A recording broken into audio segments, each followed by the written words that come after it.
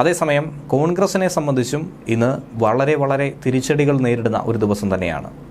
കോൺഗ്രസിന് വീണ്ടും തിരിച്ചടി നേരിട്ട ഒരു ദിവസം തന്നെയായിരുന്നു ഇന്ന്. ലീഡറുടെ മകൾ പത്മജ വേണുഗോപാലിന് തൊട്ടു പിറകെ കെ കരുണാകരന്റെ വിശ്വസ്തനും കോൺഗ്രസ് പാർട്ടി വിട്ടു എന്നുള്ള വാർത്തയാണ് കോൺഗ്രസിനെ നടുക്കുന്നത്. പ്രത്യേകിച്ച് ഈ തിരഞ്ഞെടുപ്പ് അടുത്തിരിക്കുന്ന വേളയിൽ തിരുവനന്തപുരം നഗരസഭ മുൻ പ്രതിപക്ഷ നേതാവ് മഹേശ്വരൻ നായരാണ് ബിജെപിയിൽ ചേർന്നത്.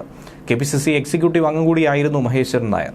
ലോക്സഭാ തെരഞ്ഞെടുപ്പ് പടിവാതിൽക്കലെത്തി നിൽക്കെ ഇങ്ങനെ ഓരോ നേതാക്കളും കൊഴിഞ്ഞു പോകുന്നത് പാർട്ടിയെ സംബന്ധിച്ച്, കോൺഗ്രസിനെ സംബന്ധിച്ച് വലിയ തിരിച്ചടിയാണ്, കനത്ത ആഘാതമാണ് ഏൽപ്പിക്കുന്നത്. പത്മജ വേണുഗോപാലിനും പത്മിനി തോമസിനും പിന്നാലെയാണ് കോൺഗ്രസിന് പിന്നെയും ഇങ്ങനെ തിരിച്ചടി നൽകിക്കൊണ്ട് മഹേശ്വരൻ നായർ കൂടി പാർട്ടി വിട്ടകന്നത്. വർഷങ്ങളായിട്ടുള്ള ബന്ധമാണ് കോൺഗ്രസുമായിട്ടുള്ളത്. അത് അവസാനിപ്പിച്ചാണ് കായികതാരം കൂടിയായ പത്മിനി തോമസ് BJPയിലേക്ക് ചേക്കേറിയത്. തിരുവനന്തപുരം DCC മുൻ ജനറൽ സെക്രട്ടറി കൂടിയായിട്ടുള്ള തമ്പാനൂർ സതീഷും പത്മിനി തോമസിനൊപ്പം തന്നെ അന്ന് BJPയിൽ ചേർന്നിരുന്നു.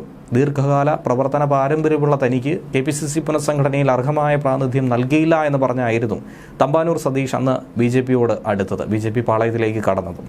പാർട്ടിയിലെ സ്ത്രീകൾക്ക് പരിഗണന കിട്ടുന്നില്ല എന്നും വളരെ പരിതാപകരമായ ഒരു അവസ്ഥയിലാണ് ഇപ്പോൾ പാർട്ടി ഉള്ളതെന്നും നിലവിൽ 5 ഗ്രൂപ്പാണ് പാർട്ടിയെ നശിപ്പിക്കുന്നതെന്നുമാണ് പത്മിനി തോമസും ആരോപിച്ചത്.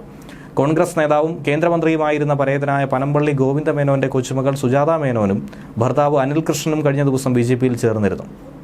കടവന്ത്ര ജോർ നഗറിലെ വസതിയിലെത്തി BJP സംസ്ഥാന വൈസ് പ്രസിഡന്റായ ഡോക്ടർ KS രാധാകൃഷ്ണൻ, ജില്ലാ പ്രസിഡന്റ് അഡ്വക്കേറ്റ് KS ഷൈജു, ജില്ലാ ജനറൽ സെക്രട്ടറി S സജി എന്നിവരായിരുന്നു അന്ന് അവർക്ക് അംഗത്വം നൽകിയത്. കൂടാതെ പ്രമുഖരായ മറ്റു ചില കോൺഗ്രസ് നേതാക്കളും വളരെ വേഗത്തിൽ പാർട്ടി വിട്ടേക്കുമെന്ന സൂചന BJP നേതൃത്വം നൽകിയിരുന്നു.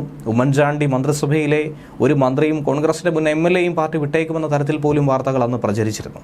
പാർട്ടിയിലെ പ്രശ്നത്തിന്റെ പേരിൽ ഇത്തവണ ആറ്റിങ്ങലിലെ BJP സ്ഥാനാർത്ഥിയായ V മുരളീധരന് വോട്ട് ചെയ്യണമെന്ന് സഹപ്രവർത്തകരോട് കോൺഗ്രസ് നേതാക്കൾ തന്നെ ആവശ്യപ്പെടുന്ന ഒരു ഓഡിയോ സന്ദേശം കൂടി കഴിഞ്ഞ ദിവസം മലയാളി വാർത്ത പുറത്തുവിട്ടിരുന്നു.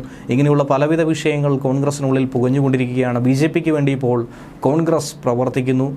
BJPയുടെ വോട്ട് സമാഹരിക്കാനായി കോൺഗ്രസ് നേതാക്കൾ തന്നെ രംഗത്തിറങ്ങുന്ന ഒരു കാഴ്ചയാണ് തവണത്തെ തിരഞ്ഞെടുപ്പിൽ വേറിട്ടതായി നമുക്ക് കാണുവാനായി സാധിക്കുന്നത്.